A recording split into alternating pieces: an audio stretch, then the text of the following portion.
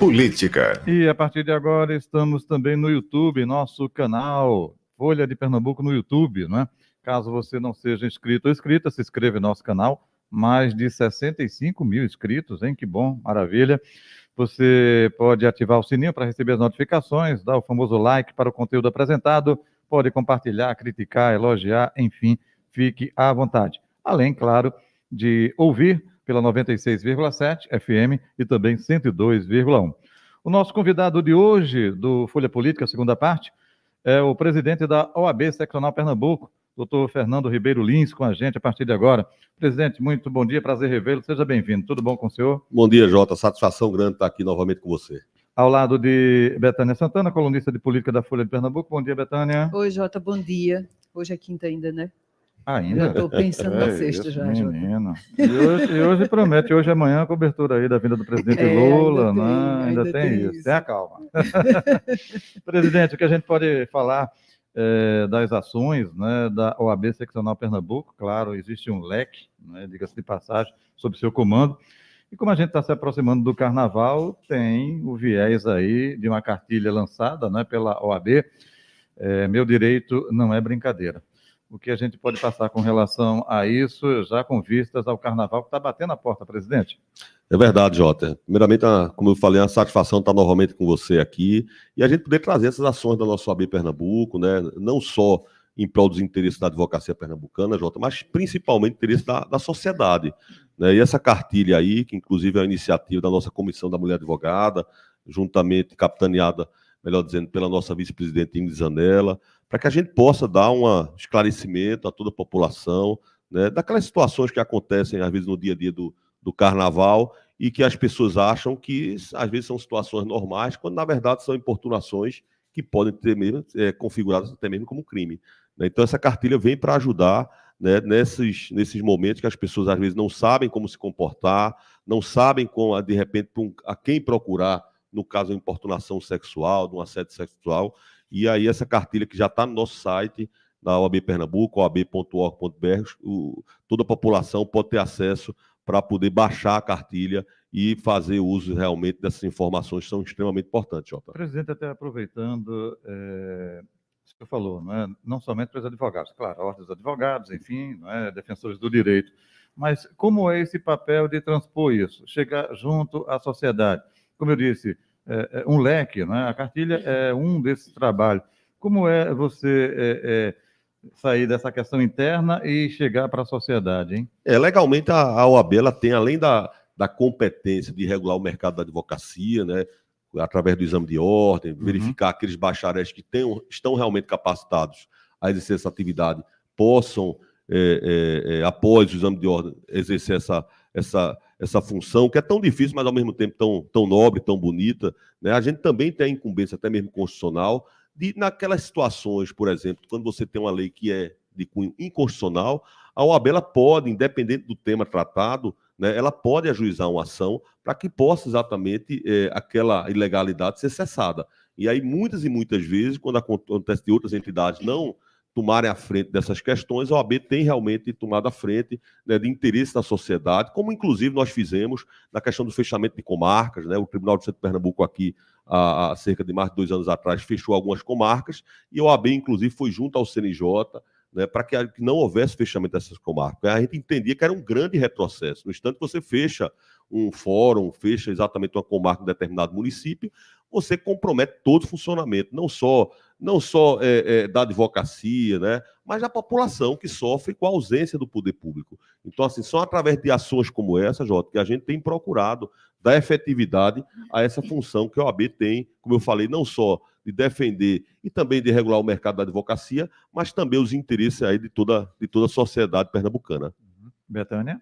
Presidente, Jota falou agora desse acesso, de chegar mais perto da sociedade, e eu me lembrei que numa das últimas conversas que a gente teve, já faz um tempinho, o senhor falava na advocacia dativa, que seria para chegar mais junto da defensoria e mais junto da população.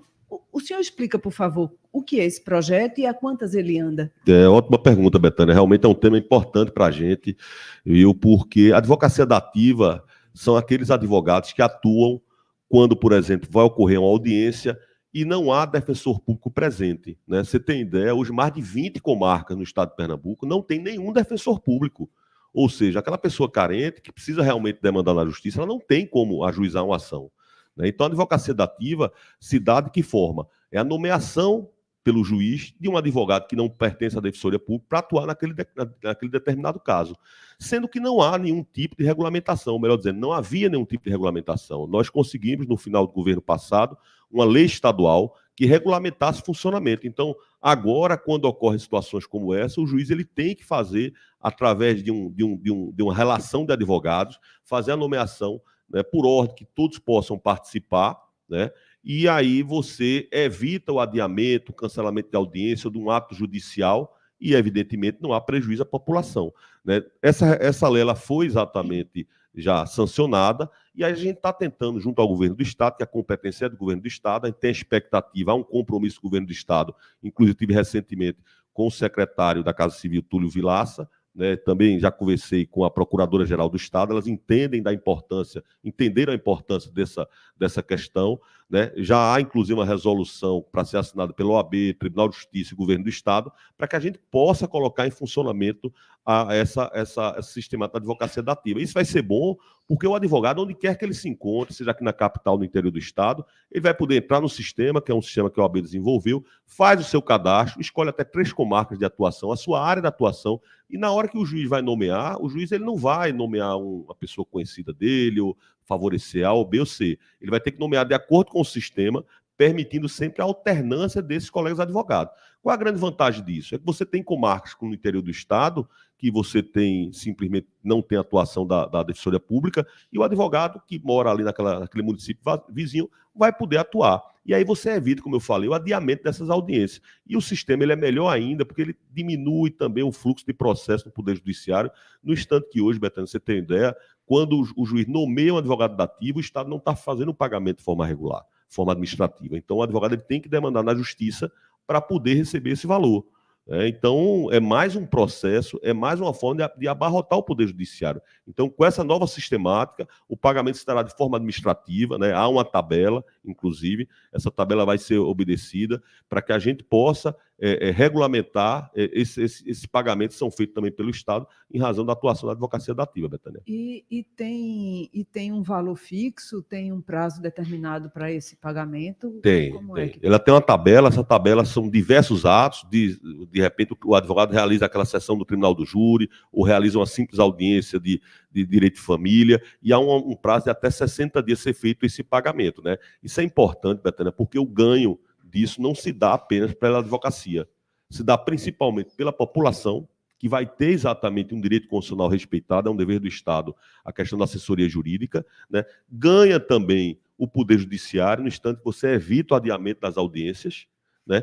E ganha exatamente o Poder Executivo, no instante que ele passa a pagar, inclusive, valores tabelados, previamente ajustados, e o que não ocorre hoje em dia. Hoje em dia, cada juiz fixa um valor de acordo com o seu entendimento. E aí, de acordo com essa tabela, inclusive, vai ser uma economia para o Poder Executivo Estadual. Então, a gente acredita que é um projeto que é de interesse não só da advocacia, mas também de toda a população, inclusive do Poder Judiciário e Poder Executivo. E ajuda a Defensoria, né, Jota? Lembra que o defensor Henrique Seixas esteve aqui e falou das limitações de chegar em várias comarcas e no Exatamente, Betânia. Inclusive, até me permita fazer um destaque aqui.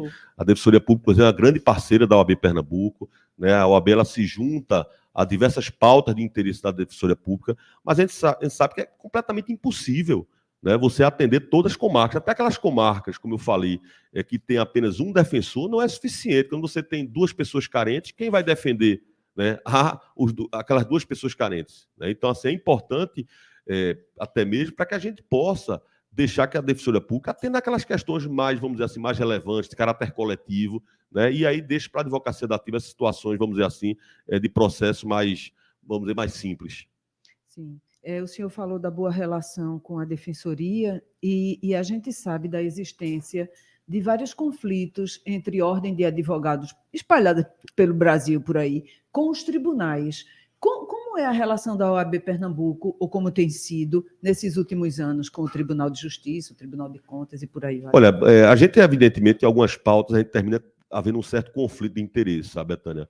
mas o que a gente tem procurado estabelecer, tanto com o Tribunal de Justiça de Pernambuco, o Tribunal Regional Federal da 5ª Região, que fica aqui em Recife, o Tribunal Regional do Trabalho da 6ª Região, né? Isso é uma relação de procurar, ao mesmo tempo, de levarmos essas demandas à advocacia, né? Mostrarmos exatamente que de repente, algumas proposições não atendem o interesse da advocacia e da população, e a gente tem conseguido, sim, um bom diálogo, né, e resolvendo as questões de forma que haja exatamente uma compreensão também do Poder Judiciário daquelas demandas da advocacia. Então, assim, com essa nova diretoria que vai assumir agora no dia 2 de fevereiro do Tribunal de Justiça de Pernambuco, né, a gente já vem conversando com o desembargador Ricardo Paz Barreto, inclusive o desembargador vem com um propósito muito firme de aumentar o investimento na parte de tecnologia, né, de melhorar o atendimento do Poder Judiciário. Vão haver algumas mudanças que, inclusive, alguns advogados estavam um pouco preocupados, né, criação de diretorias cíveis centralizadas, né, mas o que a gente tem conversado com o desembargador Ricardo Paz Barreto é que essas melhorias elas vão se dar realmente com o propósito da maior agilidade ao andamento dos processos. Né? A questão, por exemplo, do pagamento de um alvará, em vez de ser feito agora através de um alvará, que ele tinha que ser expedido, ia para a secretaria para ser expedido, depois era entregue ao advogado. A sistemática que está se implementando agora, como já acontece na Justiça do Trabalho, é o pagamento através de PIX. Então, o advogado já vai informar o seu PIX e do seu cliente, e de imediato já vai entrar na conta do cliente aquele valor. Então, assim, essas mudanças que pese a gente... houveram alguns comentários que, de repente, essas mudanças não estariam atendendo realmente aos interesses da população, mas é o que a gente observa que é exatamente o inverso. Eu acho que mudança, a gente tem que dar o apoio para que essas alterações possam realmente acabar com aquela peixe que se tem no judiciário de que nada anda. E qual era a preocupação mesmo? Eu não entendi. Hoje em dia, como é que funciona? Hoje em dia, cada vara ela tem uma secretaria. Né? Então, o juiz, ele, quando dá uma decisão, dá uma sentença, o processo vai para a secretaria preparar um mandado, para ser feita uma intimação, para ser feita uma citação, vai preparar o alvará, vai preparar exatamente a publicação da sentença. E essa nova sistemática que o desembargador Ricardo Paz Barreto está propondo é criar uma secretaria-geral, unificando todas elas, evitando que determinadas varas funcionem melhor do que outras, né, puxando exatamente o nível para cima, ou seja, aquelas varas que funcionam bem, vai ser agora uma regularidade, não você ter essa diferenciação, como ocorre hoje em dia, de algumas funcionam bem e outras funcionam mal. Né? Então, o propósito da criação dessa centralização é isso. A preocupação nossa, como eu falei para o desembargador, é que haja exatamente a quantidade de equipamento, de pessoal suficiente, para que haja realmente uma maior agilidade.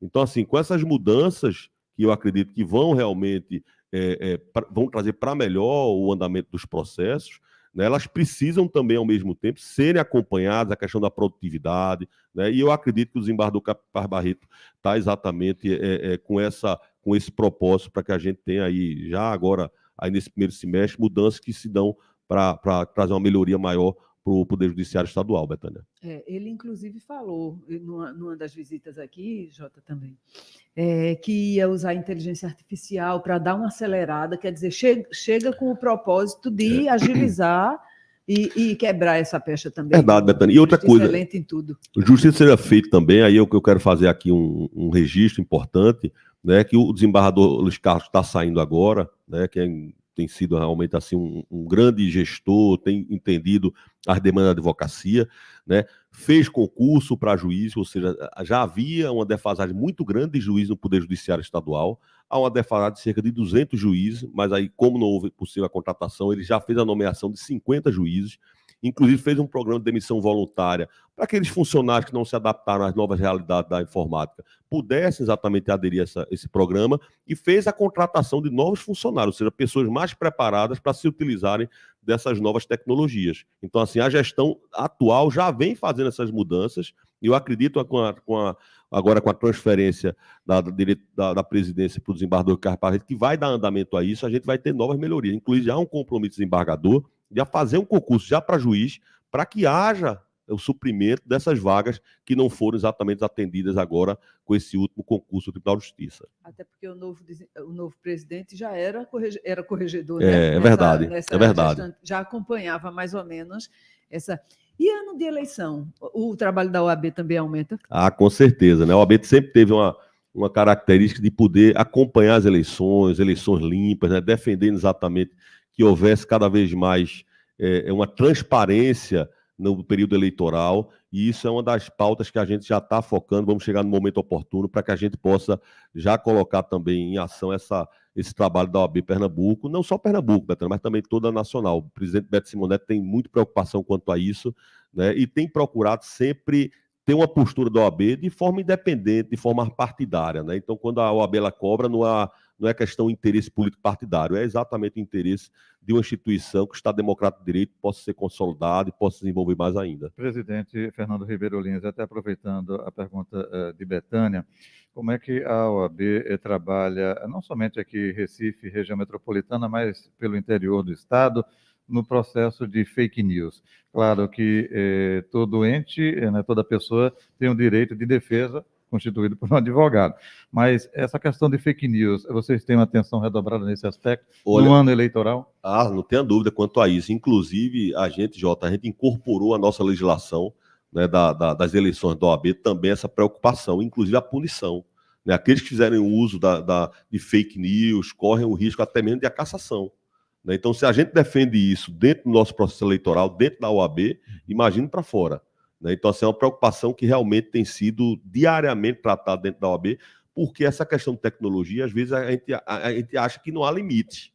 Né? E quando a gente é surpreendido com novas formas de postagem, de trabalho que vem dessa parte de informática, que a gente, às vezes, até nem acreditava que houvesse. Né? Então, assim, é uma preocupação muito grande com a gente. Aqui em Pernambuco, você tem ideia, somos 29 subseccionais, além de Recife, a gente tem essas 29 subseccionais dividindo todo o estado de Pernambuco, e esses locais também tem presidente, tem diretoria, né? Esses locais também que estão lá sediados nos municípios, né? Também fazem um acompanhamento dessas eleições locais. Então, sem sombra de dúvida, a gente vai fazer esse acompanhamento da questão das fake news, fazendo também, evidentemente, um combate efetivo dentro do nosso processo eleitoral, Jota. O senhor falou 29 de 184 municípios, então 29 então é mais por região, não é isso? Exatamente. Porque você tem uma ideia, por exemplo, subseccionais feito Caruaru engloba cerca de 15 cidades. Né? Gravatá, que é uma subseccional recente que nós criamos, engloba além de Gravatá, Xangrande e Pombos. E daí por diante. O senhor, como é que vocês vão se preparar? Vão fazer seminários, vão reunir esse povo todo das subseccionais e repassar as instruções, ou isso é individualizado, processo setorizado? Não, a gente tem uma comissão de direito eleitoral, né, estadual, e cada uma dessas subseccionais, essas 29, elas também têm uma comissão da subseccional, que está no direito eleitoral. Então, como nós temos feito? A gente reúne exatamente todos os presidentes das comissões de direito eleitoral das subsecções aqui em Recife, para podermos fazer um alinhamento da forma de atuação. Porque aí é dessa forma que a gente consegue exatamente, né? Se Recife está atuando de uma forma, evidentemente que o interior do estado não pode atuar de forma diversa. Então a gente faz esse alinhamento através dessas reuniões e desses 29 presidentes das comissões de direito eleitoral das subseccionais, Betânia. Como é que o senhor avalia hoje, depois, um pouquinho mais de um ano depois da tentativa de golpe lá em Brasília, no 8 de janeiro, como é que o senhor avalia hoje o cenário nacional e específico aqui no Estado de consolidação da democracia nesse processo todo e a posição da OAB? Olha, a posição da OAB desde o início, tanto aqui a nossa estadual como a nacional, foi de combate efetivo àqueles atos do dia 8 de janeiro. A gente entende que realmente houveram atos atentatórios à democracia, né? A gente viu o orquestramento, tudo, mas ao mesmo tempo também, Betânia, a gente procurou defender os interesses dessas pessoas que foram presas, né? Essas pessoas, independente do crime cometido, elas têm direito a um advogado, têm direito a serem submetidas a um processo legítimo, legal, ter acesso exatamente constante a seus advogados. Né? A gente encontrou realmente algumas dificuldades, principalmente junto ao STF, né? Os casos aconteceram em Brasília, né? E através do presidente Beto Simonetti, nós tivemos, inclusive, reunidos com o ministro Alexandre de Moraes. Né? No primeiro momento, nós não conseguimos que aqueles processos criminais fossem julgados de forma presencial, fossem julgados permitindo de forma efetiva que os advogados exercessem um amplo direito de defesa através da sustentação oral. Né? Mas agora, com a posse do novo presidente da Suprema Corte, o ministro Luiz Roberto Barroso, nós conseguimos que houvesse essa mudança. Então, todos os processos agora criminais decorrentes dos atos do dia 8 de janeiro, eles estão sendo julgados, agora vão ser julgados, melhor dizendo, em uma sessão presencial, permitindo que o advogado faça sustentação. Porque o que estava acontecendo? Simplesmente os primeiros processos se deram dessa forma, o julgamento, né, presencial, e os demais julgamentos se deram em sessões virtuais, em que os advogados não exerciam de forma plena o amplo direito de defesa, no instante que ele gravava a sustentação oral e colocava no sistema, e a gente sabe que dificilmente esses ministros ouviriam as sustentações orais. E é importante aquela sessão de julgamento presencial, Betânia, porque aquilo ali, naquele instante, o advogado experiente sabe muito bem, naquele momento, é um momento que ele pode ter uma oportunidade de esclarecimento a respeito de algum ponto importante, né? E o ministro Luiz Roberto Barroso, que é o atual presidente da Suprema Corte, né, que inclusive veio da advocacia, né? Então nós tivemos com ele no mês de novembro, lá em Minas Gerais, quando houve a Conferência Nacional da Advocacia, e conversamos com eles, estivemos reunidos com eles, e ele se comprometeu a levar essa questão para o plenário. E aí já foi decidido, né, que esses próximos casos, inclusive vai ser feita uma alteração no regimento interno da Suprema Corte, vão ser julgamentos de forma presencial. Então, assim, a condenação da OAB, ao mesmo tempo, é efetiva àqueles atos atentatórios à democracia, mas, ao mesmo tempo, também defendemos que essas pessoas que exatamente estão respondendo aos processos criminais possam se defender de forma mais ampla possível, como garante a Constituição a qualquer pessoa. E isso fortalece a ordem dos advogados. Não tenha dúvida quanto a isso. Fortalece nosso país. Mesmo que ela reconheça o ato como uma tentativa de golpe, é inevitável reconhecer também o direito à defesa de cada cidadão. Né? É verdade. Independentemente do que ele tenha feito. Né? O que a gente entende que aqueles atos foram atos atentatórios à democracia. Sim, né? Se houve golpe ou não houve, aí realmente vamos, quando houver o julgamento dos casos, né? Vamos ver quais são as conclusões que serão dadas. Presidente Fernando Ribeiro Lins, qual é mais difícil, hein? A eleição interna na OAB ou a eleição essa que a gente vai ter em 2024? A da OAB também acontece nesse ano, né? A eleição da OAB também vai ser agora em 2024. A nossa eleição será na segunda quinzena de novembro, né? Na segunda quinzena de novembro. Mas realmente são duas eleições difíceis, viu? Porque aqui, você tem ideia, Jota, aqui em Pernambuco, nós somos 42 mil advogados ativos. Então, um universo muito expressivo, né? 70% está aqui na região metropolitana, o resto dividido no interior do estado todo, né? E aí realizamos eleições em cada uma dessas subseccionais. O advogado ele tem essa característica de ser uma figura autônoma, independente, né? Então, evidentemente que a eleição passa a ser um momento importante também para a gente, né? De escolhermos quem serão os dirigentes da nossa instituição, né? Mas, assim, confesso que são duas eleições bem trabalhosas. Acirradas. Já tem chapa. Eita. Não, eu ia perguntar só o período da presidência é de quanto tempo? A presidência são 3 anos, né? São 3 anos. O senhor encerra agora, né? O senhor encerra agora? A minha gestão, essa minha primeira gestão conclui agora no mês de dezembro. Já tem chapa de oposição se formando, o senhor já sabe? Olha, a gente sempre houve algumas movimentações, né, de alguns colegas, tudo, acreditando que o propósito é disputar a eleição, mas a gente entende isso conforme muito salutar, né? Eu acho que tem que haver realmente essas críticas, né, até mesmo para que haja uma melhoria na nossa gestão, que é o que a gente vê hoje em dia. Hoje, o ponto da nossa OAB, a gente observa que só conseguimos chegar a esse nível, né, de atendimento melhor ao advogado, em razão exatamente de gestões que sucederam, né, que deram sua contribuição, ao mesmo tempo havendo a cobrança da classe, né? Mas, assim, a gente sempre observa que há, sim, alguns movimentos, algumas críticas com esse propósito mais político, que não, muitas vezes, de melhoria da instituição. O regimento interno, o senhor pode concorrer novamente a uma nova eleição? Posso. Na OAB não há limite de reeleições, a gente pode quantas vezes a gente quiser. O senhor vai ou não? Olha, é um tema que a gente vai tratar no momento devido, né? Tá mais na frente, então muita coisa para fazer esse ano ainda, Jota. Então a gente tem que deixar para o momento mais na frente. Vamos tratar dessa questão com muita atenção, viu? Deixa eu botar mais uma pimentinha aqui na conversa, presidente Fernando Ribeiro Lins. A gente sabe que quando vocês exercem um papel perante a sociedade de destaque, diga-se de passagem, muitos de vocês, presidentes de OAB, são convidados a entrar numa sigla partidária política, né? E até mesmo concorrer a um pleito. Isso aconteceu com o senhor, até aproveitando. Vou botar o exemplo do Jaime Asfora. Foi presidente da OAB, vereador do Recife. Nacionalmente, Felipe Santa Cruz. Foi convidado para ser candidato a governador do Rio de Janeiro, né? Isso. Alguém já convidou Fernando Ribeiro Lins para a sigla partidária a concorrer a algum cargo? A gente houve algumas brincadeiras, Jota. Houve algumas brincadeiras, tudo, mas de forma efetiva, não. Nunca recebi, não.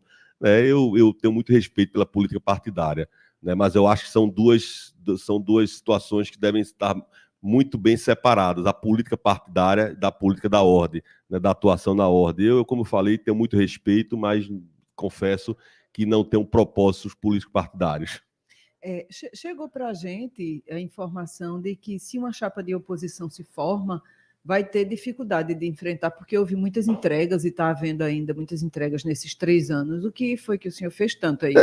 Veja só, Betânia, realmente a gente conseguiu aí atender aqueles nossos compromissos que nós havíamos feito na campanha, né?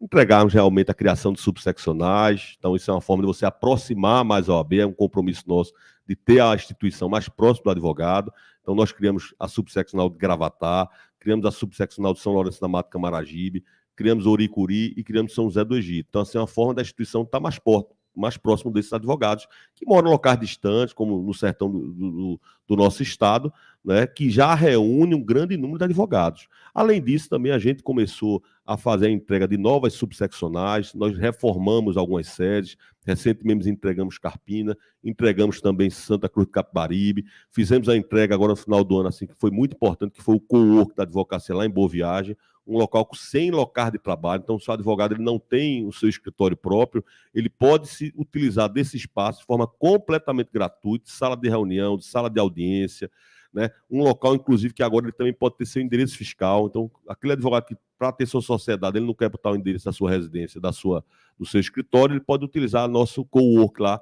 como endereço fiscal. Então, assim, são através de entregas como essa que a gente também está preparando para esse ano 2024, que de repente a gente ouve esse comentário. Então, agora estamos preparando para ser entregue a subseccional com a sede nova, própria, lá de Salgueiro, Serra Talhada, Arco Verde também, São Lourenço da Mata, Camaragibe, então, assim, e Gravatá. Né? Então, assim, de repente são ações desse tipo que a gente, às vezes, ouve comentários como esse. Por outro lado, também, para a gente poder ter até exatamente essa temperatura, como é que a classe tem acompanhado nossas ações, né? A gente tem tido também uma constante de estar ouvindo a classe.